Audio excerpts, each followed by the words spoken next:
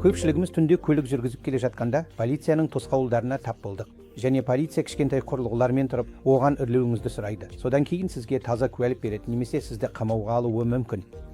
Бұл тек қана қан құрамындағы алкоголь мөлшерін тексеретін тыныс алу анализаторының сынағы.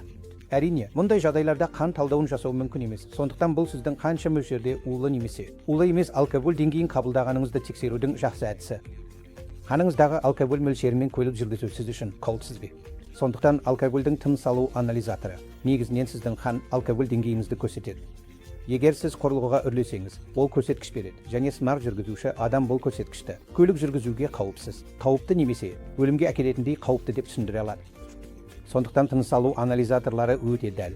Кейбіреулері жақсы стандартты анализаторлар, олардың дәлдігі 90-дан жоғары. Алайда, дәлдік сіздің қалай үрлегеніңізге, қандай тамақ жегеніңізге, алкогольден бұрын ауыр тамақ ішкеніңізге байланысты өзгеруі мүмкін.